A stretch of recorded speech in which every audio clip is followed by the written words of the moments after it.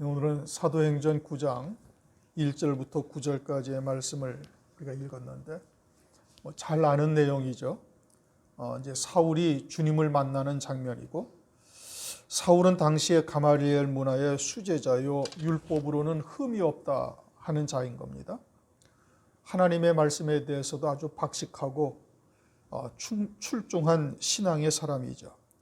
그런데 그가 다메섹을 가는 도중에 주님을 만나고, 그리고서는 눈을 떴으나 보지 못하는 자가 됩니다. 이는 그의 영적인 상태가 그러하다는 것이고, 사울과 같은 자의 영적인 상태가 그러하니 유대인들이 다 그러한 것을 우리에게 계시해 주고 있는 것이죠. 눈은 떴으나 보지 못하는 자. 그러니 사람의 계명이요 율법의 종으로 사는 사울뿐만이 아니라 당시 유대인들의 영적인 상태가 그러하다라는 것을 우리에게 계시해 주고 있는 겁니다. 더더군다나 초림하신 때의 유대 사회는 재림하실 때의 교회를 나타내고 있습니다. 우리가 일반적으로 이렇게 말하면은 대부분 많은 교회들이 그러면 이 많은 성도들을 하나님께서 다 버리신다는 뜻이냐? 어떻게 이렇게 수많은 성도를 하나님께서 외면하실 수가 있는가라고 반문합니다.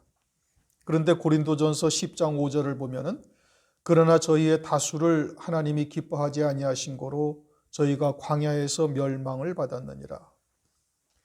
20세 이상으로 60만 3,500명이 출애굽을 했는데, 남자로서만.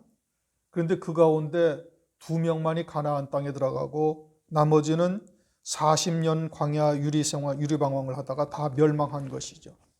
그러니 하나님께서 그 다수를 기뻐하지 아니하신 고로 광야에서 그들을 다 멸망시키셨다. 하나님께서는 그 수의 많고 적음에 좌우되시는 분이 절대 아닌 겁니다. 그러므로 오늘날 그렇게 반문한다는 것은 성경을 통해서 하나님이 누구신지를 제대로 깨닫고 있지를 못하고 있는 것이고, 그리고 이와 같은 과정들을 우리에게 말씀하시는 이유는 뭐냐? 그것은 말세를 만나는 우리들에게 경계로, 교훈으로 기록해 놓으셨다라고 말씀하고 있어요. 고린도전서 10장 11절, 저희에게 당한 이런 일이 거울이 되고 또한 말세를 만난 우리의 경계로 기록하였느니라. 오늘날 우리들에게 하나님께서 초림하실 때의 그 모든 과정들을 우리에게 성경에 기록해 놓으신 이유는 뭐냐? 그것은 오늘날 우리들이 그들을 보고서 경계로 삼고, 그리고 멸망길을 가지 않도록 하시기 위해서 그러는 겁니다. 그런데 오늘날은 이제 민주주의라는 것이 이제 발달을 하고 다수의 국민의 뜻이 이제 존중받는 이러한 시대가 되었죠. 그래서 교회도 그렇게 이야기를 합니다. 다수의 그리스도인들이 곧 하나님의 뜻을 대변한다라고 이야기를 하고 있죠. 그래서 많은 교회가 따르고 또 성도들이 인정하는 것이 하나님의 뜻이다. 그러나 우리는 성경의 말씀을 믿어야 되죠. 대세다 또는 다수라 하여서 거기에 휩쓸려서도 아니 되고, 유명한 목사라고 해서 휩쓸려서 쫓아가서도 아니 되는 겁니다. 오직 성경이 무엇을 말씀하시는가에 초점이 맞추어져야 되는 것이고, 모든 사람들이 다 아니라 할지라도 성경에서 그러하다 하면 성경의 말씀을 쫓아야 되는 것이에요. 시편 3편 6절에 이렇게 말씀하시죠. 천만인이 나를 둘러치려 하여도 나는 두려워 아니하리다. 다윗의 시편이에요. 천만인이 나를 대적하는 자로서 반대편에 서 있다 할지라도 절대 두려워하지 아니한다. 왜냐? 하나님이 자기와 함께 하시는 것을 철저히 믿고 있기 때문에 그러는 것이죠. 장차 환난 날은 그와 같은 믿음의 사람을 하나님께서 구원하시는 겁니다. 그러한 믿음이 있어야만 환난 날에 이길 수가 있는 것이에요. 그러니 사울을 통해서, 사도행전 9장을 통해서 우리에게 하나님께서 말씀하시는 뜻이 무엇인지를 잘 분별해 볼 수 있어야 되겠습니다. 1절, 사울이 주의 제자들에 대하여 여전히 위협과 살기가 등등하여 대제사장에게 와서, 사도행전 9장 1절입니다. 사울은 이미 말씀드린 것처럼 가말리엘 문화에 수학하는 사람이요, 유대 사회에서 아주 그 장래가 촉망되는 사람인 겁니다. 하나님에게 대하여는 그 열심이 타의 추종을 불허할 정도로 대단하죠. 그래서 지금 앞장서서 이제 대제사장에 가서 주의 제자들을 갖다가 핍박하기 위해서 공문을 받으려고 하는 겁니다. 이제까지 전통적으로 내려오는 유대 사회의 그 신앙을 흔드는 무리들, 이들을 갖다가 잔해하려고 그러는 겁니다. 유대 신앙의 근간을 흔드는 무리들이니 용서치 않겠다라는 각오죠. 거기에 대제사장은 당시 유대 사회의 모든 신앙의 중심에 서 있는 사람이죠. 유명한 사람이고 존경받는 신앙의 지도자이기도 하고 온 유대 사회가 추종하는 사람인 겁니다. 그의 말은 곧 하나님의 말씀과 버금가는 그와 같은 존재인 것이죠. 그를 중심으로 서기관, 바리새인, 또 유대 관원인 사두개인들이 포진을 하고 있는 겁니다. 그런데 이들에 의해서 예수님이 십자가에 죽임을 당하셨어요. 그것도 하나님의 이름으로 성자 하나님을 십자가에 못 박아 죽인 겁니다. 그리고 7장에서는 스데반 집사를 갖다가 돌로 쳐 죽이기까지 했습니다. 그렇게 되니까 예루살렘에 있던 예수 믿는 자들이 온 유대와 사마리아로 흩어져서 나사렛 예수를 그리스도라 전파하고 있는 것이죠. 그래서 사울은 예수의 잔당들을 철저히 진멸하려고 그리고 이처럼 대제사장에 가서 공문을 받아가지고 그들을 핍박하기 위해서 지금 나가려고 하고 있는 거예요. 그래서 아주 위협과 살기가 등등하다. 아주 대단한 기계로 하나님의 백성들을 갖다가 잔해하려고 지금 공문을 청하고 있는 겁니다. 2절, 다맥색 여러 회당에 갈 공문을 청하니 이는 만일 그 돌을 쫓는 사람을 만나면 물론 남녀하고 결박하여 예루살렘으로 잡아오려 함이라. 그래서 다메섹으로 가서 예수 믿는 자들, 유대 사회의 유대교를 갖다가 흔들고 있는 이 잘못된 자들, 이들을 잡아서 멸하려고 하는 겁니다. 결국은 하나님을 믿는다 하는 자들에 의해서 그리스도를 믿는 자들이 핍박당하고 죽임당하고 이와 같은 어려움을 겪게 되는 것이죠. 그러면 이 말씀이 오늘날 우리들에게 무엇을 말씀하시는가? 이 말씀해 주시는 하나님의 뜻이 무엇이냐? 이것이 예수님 당시에 초림 때의 일로만 국한되어진 일이냐? 성경에 기록된 하나님의 말씀을 단순히 응하게 하기 위한 이와 같은 일인가? 그것은 아닌 겁니다. 우리가 앞서 고린도전서 10장 11절에서도 말씀하신 것처럼 말세를 만난 우리들에게 경계로 교훈으로 기록하신 말씀이죠. 이 마지막 때 그들을 통해서 또 이루어질 일들을 우리에게 보여주시고 있는 겁니다. 즉 환난 날에 이와 같은 일들이 또 있을 것을 경계로 하나님께서 기록을 하신 것이죠. 세상이 예수 믿는 자들을 핍박하고 죽이는 자리에 내어주는 것이 아니고 하나님을 믿는 백성들이 하나님의 백성들을 이와 같이 또 죽이는 일들이 또 있을 것을 말씀하고 있는 겁니다. 그러면 대부분 교회가 반론을 말합니다. 어떻게 교회가 교회를 핍박하고 죽이는 일에 참여할 수 있는가? 이것은 과거의 역사적인 일이요 하나님의 말씀의 성취일 뿐이다 라고 이야기할 수도 있죠. 그런데 요한복음 16장 1절 2절 내가 이것을 너희에게 이름은 너희로 실족하지 않게 하려 함이니 사람들이 너희를 추뢰할 뿐 아니라 때가 이르면 물은 너희를 죽이는 자가 생각하기를 이것이 하나님을 섬기는 예라 하리라. 요한복음 16장 1절 2절에 그렇게 말씀하고 있습니다. 그러면은 그 말씀도 제자들에게 국한된 말씀이고 또 이미 이루어진 일이다라고 말할지 모르지만 그런 것은 아닙니다. 성경은 오늘날 우리들에게 말씀하시는 것이요 살아있는 말씀이죠. 그래서 사도행전 7장 51절 52절에 이렇게 말씀하셔요. 목이 곧고 마음과 귀에 할례를 받지 못한 사람들아 너희가 항상 성령을 거스려 너희 조상과 같이 너희도 하는도다. 너희 조상들은 선지자 중에 누구를 핍박지 아니하였느냐. 그러니까 하나님의 백성들이 항상 성령을 거스려서 하나님을 대적하는 자리에 항상 서 있음을 말씀하고 있는 거예요. 아예 노아의 때부터 시작해서 아예 가인부터 시작해서 그와 같은 일들이 계속 이어져 오고 있는 겁니다. 가인으로 시작해서 노아의 때나 광야의 이스라엘 백성들이나 사사시대의 유대인들이나 열 왕들의 시대나 심지어는 예수님이 이 땅에 오셨을 때에도 역시 그처럼 성령을 거스려 항상 하나님을 대적하고 있었다 이렇게 말씀하고 있습니다. 그러면 오늘날은 그렇지 아니한가? 요한복음 5장 43절 나는 내 아버지의 이름으로 왔음에 너희가 영접지 아니하나 만일 다른 사람이 자기 이름으로 오면 영접하리라. 여기서 만일 다른 사람이 자기 이름으로 오면 영접한다라는 것은 적그리스도를 의미하고 있는 겁니다. 이 마지막 환란의 때 적그리스도가 자기 이름을 앞세우면서 세상의 구주처럼 등장하게 되어질 때 교회가 그를 그리스도처럼 영접하게 되어질 것을 말씀하고 있는 것이지요. 하나님의 백성이 그러할 것을 말씀하고 있는 겁니다. 예수 그리스도를 믿는 자들이 그를 영접하게 되어질 것을 말씀하고 있고, 성경은 그들을 음녀다. 계시록 17장 1절 음녀라고 말씀하시며, 계시록 17장 5절에서는 그 이마에 이름이 기록되었으니 비밀이라 큰 바벨론이라. 음녀요 큰 바벨론이라고 말씀하고 있어요. 일반적으로 이 요한계시록을 해석하는 사람들이 이 음녀와 큰 성 바벨론을 어떻게 해석하는고 하니 세상 나라라고 이야기를 합니다. 미국이라고 이야기하는 사람들도 많이 있죠. 그러나 성경은 세상을 절대 음녀라고 이야기를 하지 않습니다.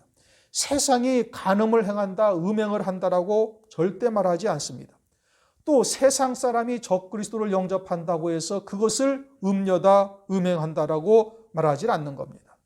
음녀나 음행이나 간음이라는 말은 하나님의 백성인 이스라엘, 또 오늘날 그리스도를 믿는 교회들에게 해당되어지는 말씀이고, 성경에서는 그것을 수없이 반복해서 말씀하고 있어요. 애굽이나 아수르나 블레셋이 음행한다고 성경에 기록하신 말씀이 있습니까? 전혀 없어요.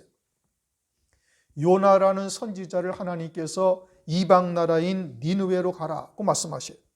그리고서 그에게 외치라고 말씀하신 것은 니느웨의 악독이 내게 상달하였다. 그래서 40일이 지나면 니느웨가 멸망하리라.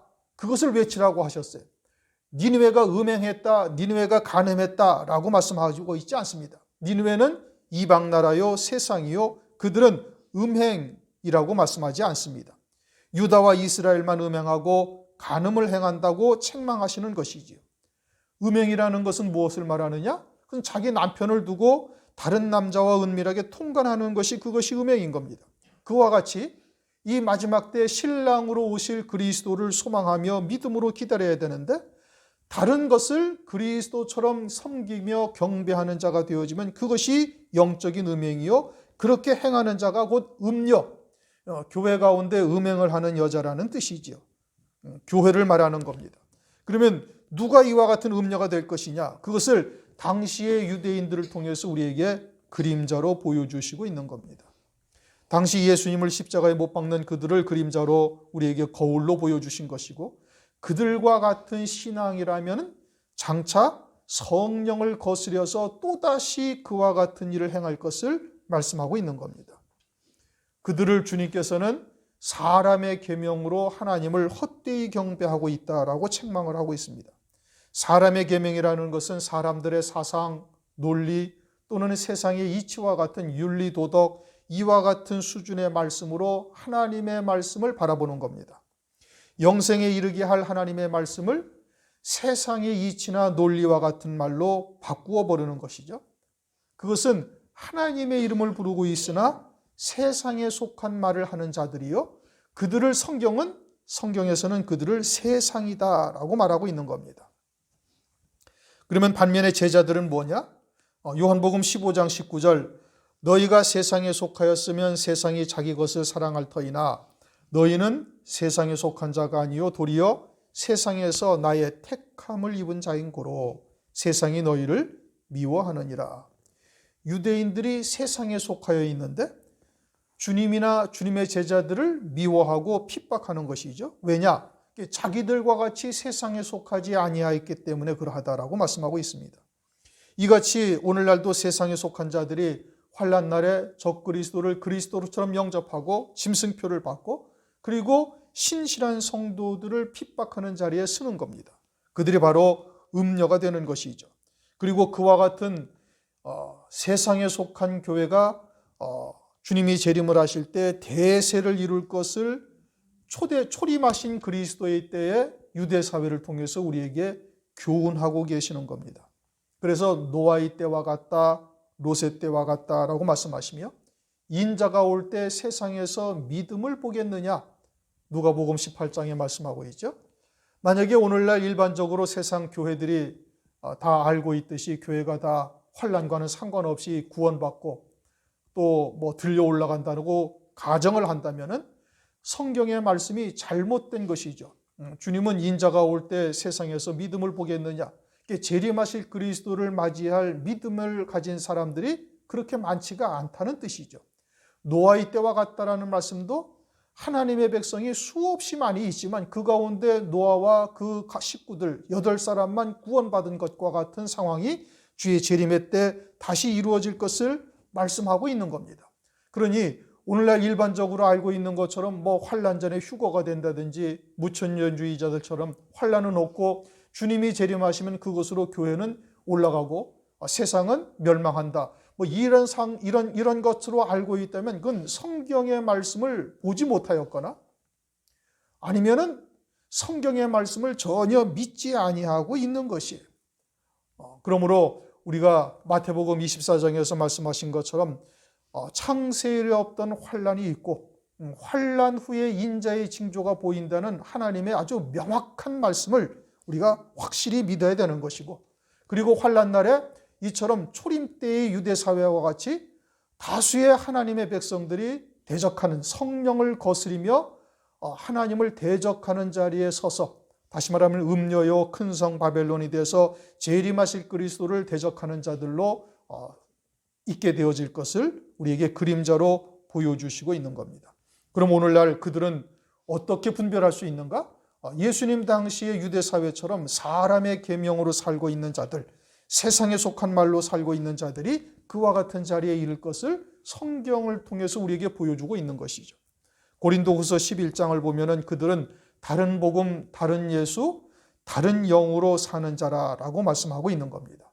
그들이 요한복음 16장 2절 말씀처럼 하나님의 이름으로 추례하고 그리고 죽이는 자리에 내어주는 것이 이제 이루어지게 되어질 것을 말씀하고 있는 것이지요.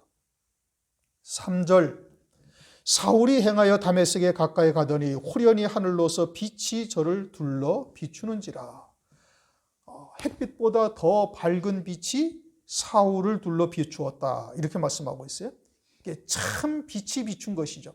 이 빛이라는 것에 대해서는 이제 여러 차례 우리 교회에서는 말씀을 드렸습니다. 가장 기본적인 것은 생명이 빛이고 하늘나라의 영광이 이와 같은 빛이 되는 거예요. 하나님의 영광의 빛이 사울에게 비친 것이죠. 그것도 사울이 원하고 원한 것이 아니라 하나님께서 일방적으로 사울에게 창세전부터 택한 자로서 사울에게 빛을 비춰주신 거예요. 그러니 우리의 모든 구원이 하나님의 은혜다라는 것은 이미 성경에서 우리가 여러 차례 상고한 바인 겁니다. 이처럼 하나님께서 영광의 빛, 이와 같은 빛을 사울에게 비춰주셨어요. 그런데 사울은 이 빛을 받은 후에 인생의 완전한 전환점을 돌아버리는 겁니다. 이제까지의 하나님에 대해서 알고 있던 모든 지식을 전부 다 배설물처럼 여긴다. 성경에서 그렇게 말씀하셔요. 자신들이 이제까지 알고 있던 하나님에 대한 지식, 지금까지 행하여 왔던 모든 율법을 따라서 행하였던 모든 행위, 이런 것들을 전부 다 배설물처럼 여기고 오직 예수 그리스도를 아는 지식만이 자신의 모든 것이 되고 있음을 성경을 통해서 우리에게 말씀하고 있는 것이지요. 오늘날 우리들은 마지막 때 환난을 통해서 이루실 하나님의 구원이 무엇인지를 우리가 살펴보죠. 그리고 그 말씀을 지금 우리가 믿음으로 받고 우리 교회는 그것을 표대로 삼아 우리는 달려가고 있습니다. 그것은 다 아는 바처럼 첫째 부활의 영광이고, 이것은 하나님의 말씀을 통해서 우리에게 비춰주신 영광의 빛이에요. 사울이 빛을 받은 것이나 오늘날 우리가 받은 빛이나 영광의 빛이나 동일한 영광의 빛인 것이죠. 하나님 보좌 우편 영광이요 금면류관의 영광에 비친 겁니다. 그것을 고린도후서 4장 6절에서는 예수 그리스도의 얼굴에 있는 하나님의 영광을 아는 빛을 우리 마음에 비춰주셨다, 이렇게 말씀하고 있어요. 우리에게도 참 빛이 비춰진 겁니다. 그러면 사울이 이처럼 참 빛을 받은 후에는 자신이 지금까지 가지고 있던 모든 것들을 세상에서 배운 지식 또는 세상에서 가진 모든 지위, 권세 또는 재물, 기타 등등 모든 것들을 다 배설물로 여긴 것처럼 우리도 과연 그러한 영광의 빛을 받았는데 배설물처럼 여기고 있는가, 우리 스스로를 돌아봐야 되는 겁니다. 그러면은 그와 같이 배설물처럼 여기는 것이 아니라면 그것은 그 빛을 진정으로 받은 자로는 볼 수가 없는 것이고, 듣기는 들어도 그것을 믿음으로 받지는 못한 것이지요. 모든 것을 다 버릴 수 있는 이와 같은 믿음의 자리에 서는 자가 되어져야 그와 같은 영광의 빛을 온전히 받은 자가 되는 겁니다. 그러지 못하다면 아직은 이러한 빛을 받은 것이 아니죠. 그러나 참 영광의 빛을, 참 빛을 받은 자라면 마땅히 사울처럼 자기의 인생의 최고의 전환점이요, 그리고 이 세상에 있는 모든 것들을 다 배설물처럼 여기는 자가 되는 겁니다. 4절, 땅에 엎드러져 들음에 소리 있어 가라사대 사울아 사울아 네가 어찌하여 나를 핍박하느냐? 대답하되 주여 니시오니까 가라사대 나는 네가 핍박하는 예수라. 사울은 지금 예수님을 만난 적도 없고 예수님을 핍박한 적이 없어요. 그런데 주님께서는 네가 핍박하는 예수다라고 말씀하고 있습니다. 즉 그리스도를 믿는 자를 핍박하고 있는데 그것을 주님은 예수를 나를 핍박하는 것이다라고 말씀하고 있죠. 다시 말하면 진리의 말씀을 믿는 자들을 핍박하는 것은 곧 하나님을 핍박하는 것이요, 하나님을 대적하는 자리요, 하나님의 원수의 자리에 선 것이 되는 겁니다.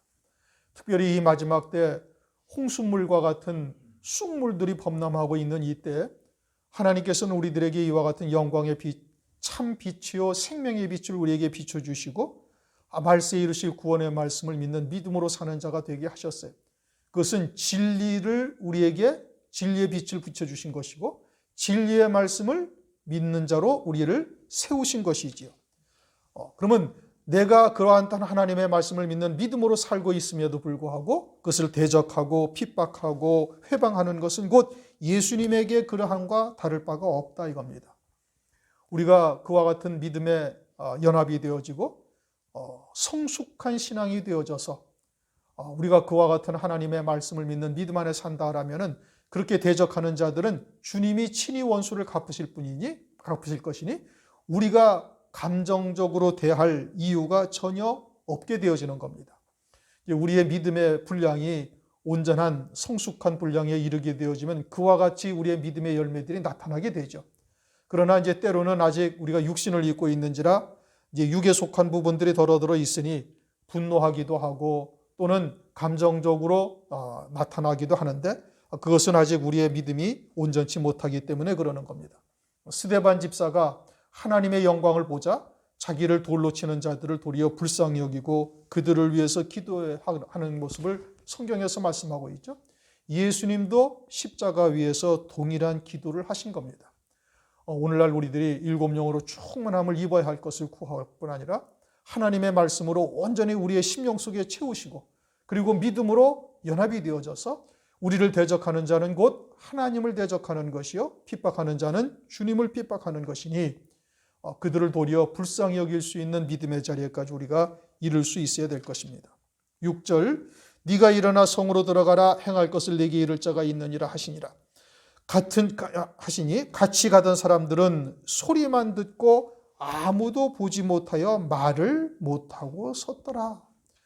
사울은 빛을 받았고 같이 있던 사람들은 소리만 듣고 아무것도 보지 못하고 아무 말도 하지 못하더라 이렇게 말씀을 하셔요.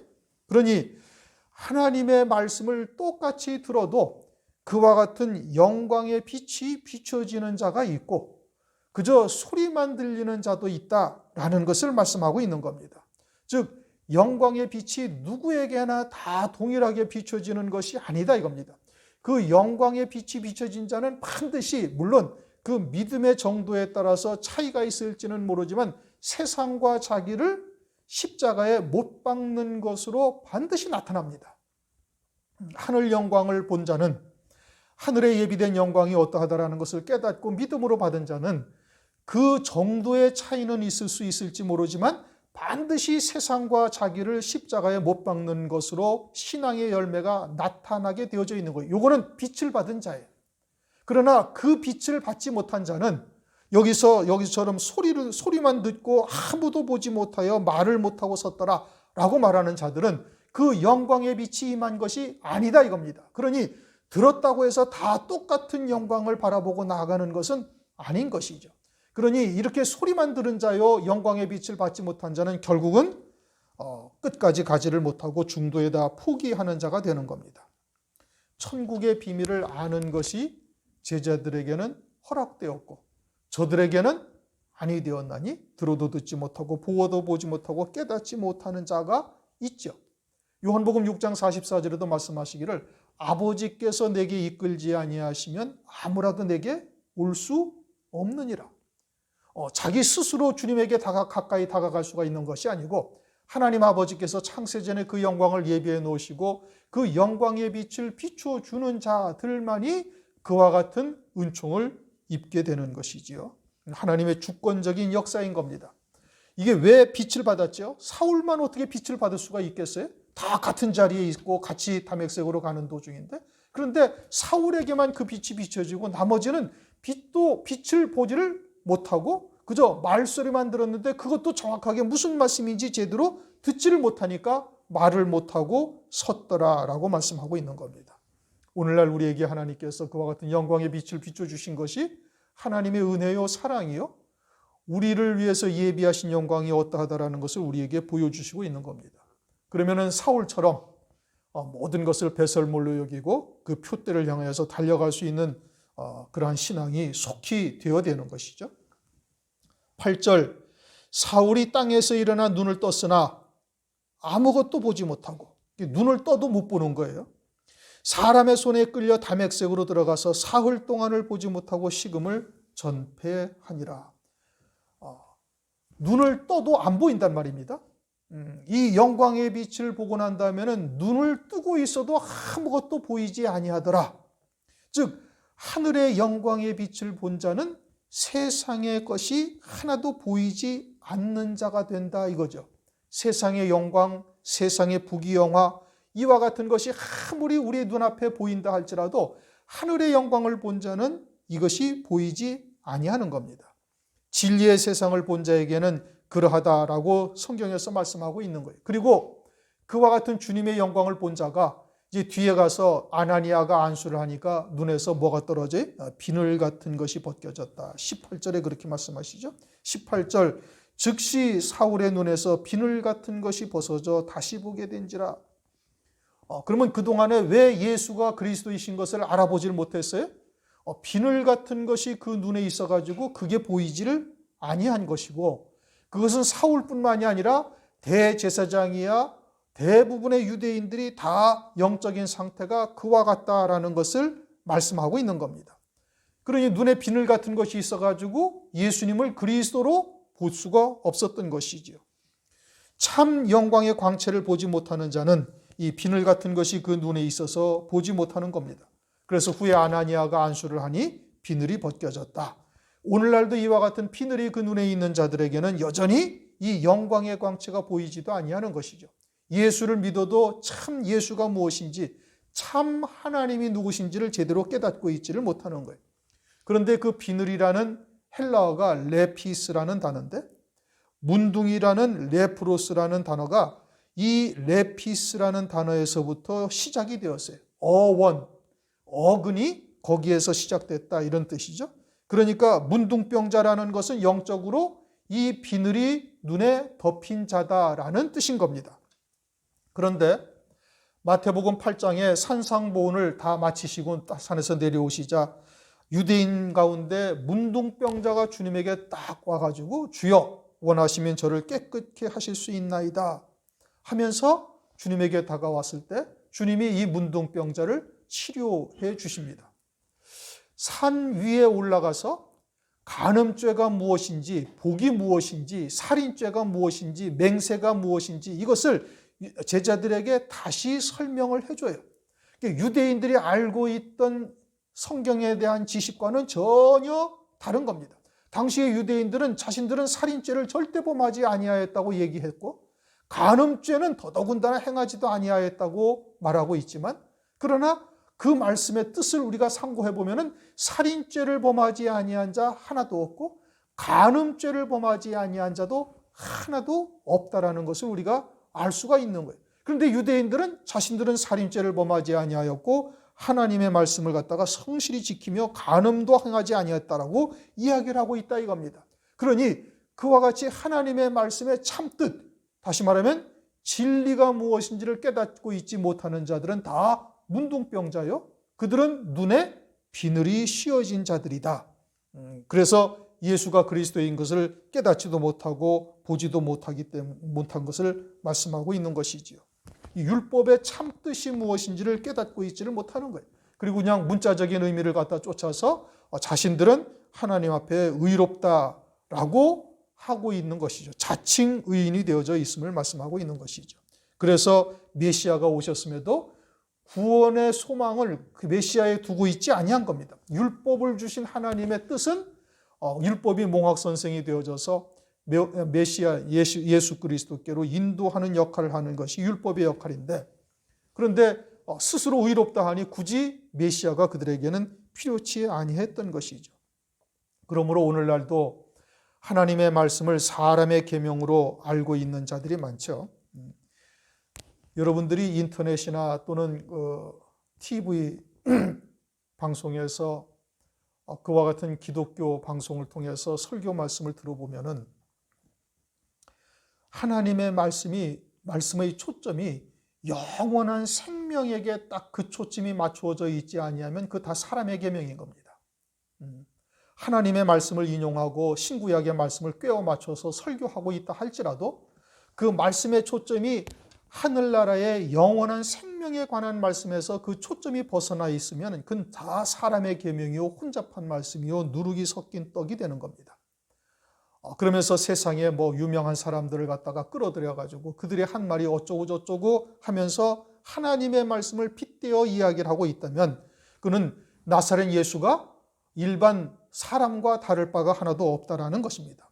예수님은 곧 말씀이신데 그 말씀이 세상의 말과 다를 바가 없다라면 예수님을 하나님으로 여기는 것이 아니라 자신들은 하나님이라고 이름을 부르고 있을지 모르지만 그러나 실제 그들이 알고 있는 것은 하나님이 아니라 세상 사람과 다를 바가 하나도 없다는 것이죠. 그렇게 세상에 속한 말을 하고 있는 자들은 성경에서는 미혹의 영에 속한 자다. 요한일서 4장 6절 그러죠. 세상도 다 들을 수 있는 말을 하고 있는 자들, 그런 자들은 미혹의 영에 속했다. 다시 말하면 귀신에게 속한 자요 마귀의 종으로서 살고 있는 자들이요 그것은 진리의 영이신 하나님의 영의 인도함을 받는 자들이 아니다. 그리고 결국은 그와 같은 자들이 음녀가 되고 적그리스도를 그리스도처럼 영접하는 일이 벌어지게 될 것이고 그들에 의해서 참된 성도들이 환난 날에 이처럼 핍박당하고 잔해당하는 일들이 벌어지게 될 것을 말씀하고 있는 것이에요. 그래서 요한계시록 17장 6절 내가 보매 이 여자가 성도들의 피와 예수의 증인들의 피에 취한지라 내가 그 여자를 보고 기이 여기고 크게 기이 여기니 사도 요한이 이 음녀 큰 성 바벨론을 보고서 그들이 어떻게 성도들의 피에 취했는가 그것을 아주 기이 여겼다 이상하게 봤다 이겁니다. 어떻게 하나님의 교회가 하나님을 믿는 백성들을 갖다가 이처럼 잔해하고 죽이는 자리에 내어줄 수 있는가 라고 사도 요한이 아주 참 이상하게 보고 있었음을 말씀하고 있는 것이지요. 음녀교회 장차 사울과 같은 신앙의 자리에 서 있어서 눈에 비늘이 끼어 있는 자들 그리고 율법을 문자대로 해석을 하며 세상에 속한 말로 살고 있는 자들 이러한 자들에 의해서 잔해당하고 핍박당하다가 결국은 죽임당하게 되어질 것을 오늘날 우리들에게 구체적으로 계시해 주고 있는 겁니다. 하나님의 말씀은 오직 하나님의 나라요 영원한 생명에 관한 말씀이지 육신을 도모하거나 세상의 일을 도모하는 것들이 절대 아닌 겁니다. 하나님 나라를 세상에 있는 것들로 비유해서 말씀하고 있는 것이지 말씀의 초점은 영생에 관한 것이지요. 그러나 그러한 말씀이 비늘이 벗겨지지 아니하면 듣지도 못하죠. 문둥병자가 되는 겁니다. 그러한 문둥병자를 어떻게 치료할 수가 있는가? 그것은 참 빛이 되는 진리의 말씀으로만 고쳐질 수가 있죠. 마태복음 10장 8절에 병든 자를 고치며 죽은 자를 살리며 문둥이를 깨끗게 하며 귀신들을 쫓아내되 너희가 거저받았으니 거저주어라. 제자들을 둘씩 짝지어 보내시면서 이와 같은 권세를 주님께서 제자들에게 주셨는데 그와 같은 권세를 주셨다라는 헬라어의 원어가 아주 현재형이에요. 그렇게 오늘날도 주의 종들은 이와 같이 죽은 자를 살리며 문둥병자를 고치며 귀신들을 쫓아내는 역사가 오늘날까지도 계속해서 이어지고 있는 겁니다. 그런데 흔히 성령의 그런 은사적인 측면만을 강조하는 은사자들, 그들은 자기들이 그와 같은 병 고치는 은사 또는 귀신을 내어 쫓는 은사를 받았다고 자랑을 하면서 그것이 성령 하나님께서 임하신 모든 것인 양 외치고 주장을 하고 떠듭니다. 그러면은 마태복음 10장 8절 말씀처럼 병든 자를 고쳐야 되고 죽은 자도 살려야 되고 문둥병자를 치료해야 되는 겁니다. 문둥병자들이 지금은 다 저 한센병을 걸린 사람들이 소록도에 가 있으니까 그와 같이 그것이 하나님의 모든 것이요 성령의 역사요 자신들이 그러한 하나님의 종으로 부름받은 자라고 외치고 있으면 전부 다 소록도로 가가지고 문둥병자를 다 고쳐야 되죠. 영안실 앞에 서 있다가 죽은 자가 오면은 그들을 다 안수해가지고 그들을 살려야 되는 거예요. 왜냐? 하나님의 말씀은 그렇게 말씀하고 병든 자를 고치며 그게 병원도 필요 없는 거예요. 교회가 병원이 되죠. 그냥 병만 들었으면 와서 안수해서 다 낫게 해줘야 되는데 그러지도 못하면서 이 말씀의 뜻이 무엇인지를 깨닫지도 못하는 거예요. 오히려 그렇게 해석을 하면 오히려 영해를 한다 어쩌고 저쩌고 하면서 비난하고 조롱하죠. 자신들이 성령의 역사라고 말씀하고 있으면 말하면서 문둥병을 고치지도 못하면서 그러한 하나님의 영적인 문둥병자 비늘이 씌어서 진리가 무엇인지를 제대로 깨닫지도 못하고 하늘 영광을 보지도 못하는 자들을 치료하는 하나님의 말씀을 잘못됐다라고 이야기를 하고 있는 겁니다. 그것이 오늘날 현실이 그러한 것이죠. 주의 초림은 주의 재림의 그림자인 겁니다. 사울을 통해서 오늘날 우리들에게 눈에 비늘이 낀 자가 누군지 어떻게 해야 그들이 바른 것을 볼 수가 있는 것인지 또 장차 다가올 환난 날에 누가 하나님의 백성들을 죽이는 자리에 잔해하는 자리에 설 것인지 이런 것을 오늘날 우리들에게 영적으로 계시해 주고 있는 것이죠. 다 아시다시피 시대의 표적은 이미 이루어졌고 여름철은 오늘날 우리가 이미 살아가고 있는 겁니다. 그러면은 기름 준비한 처녀와 같은 믿음의 자리에 설 것을 위해서 부단히 기도하고 전심전력 달려가야 되는 겁니다. 우리가 일생을 주를 위해서 헌신하며 말씀을 배운다 할지라도 구원의 방주를 다 지었다라고 장담할 수 있는 자는 별로 없는 겁니다. 그리고 또 한 가지는 환난은 모든 교회가 다 통과해야 되는 겁니다. 누가복음 21장에 지구상에 있는 모든 자들에게 똑같이 임한다고 성경에서 말씀을 하고 있지요. 마태복음 24장에서도 창세일에 없던 환난이 있고 환난 후에 인자의 징조가 보인다고 말씀을 하고 있는 겁니다. 그러므로 우리가 그와 같은 때가 가까움을 우리가 심각하게 생각을 하고 우리의 신앙이 기름 준비한 처녀와 같은 신앙이요 인자가 올 때 세상에서 믿음을 보겠느냐 하신 그와 같은 믿음의 자리에 서 있는지를 늘 점검하고 그것을 위해서 전심전력으로 질주할 수 있어야 되는 겁니다. 그래서 시편 3편 6절 말씀처럼 천만인이 나를 둘러치려 하여도 내가 두려워 아니하리이다 라는 믿음의 자리에 우리가 설 수 있어야 되는 겁니다. 대세가 어떠하다 그거 쫓아서는 아니 되는 겁니다. 성경이 무엇을 말씀하시는지를 우리가 정확하게 보고 그리고 그 하나님의 말씀을 믿는 믿음으로 끝까지 승리하는 우리 모두가 되시기를 주님의 이름으로 축원합니다. 기도하겠습니다. 하나님 감사합니다.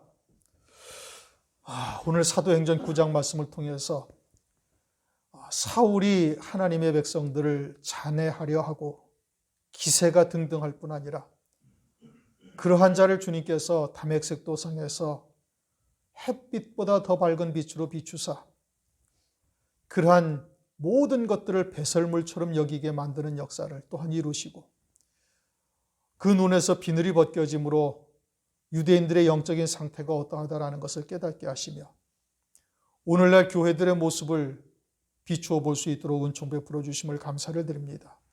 이러한 때 우리에게 사울과 같이 하늘에서 햇빛보다 더 밝은 빛을 우리에게 비추어 쓰셨사온지 우리가 모든 것들을 배설물로 여기고 우리에게 비춰주신 이 영광의 빛을 위하여 나아갈 수 있도록 은혜를 베풀어 주시옵소서.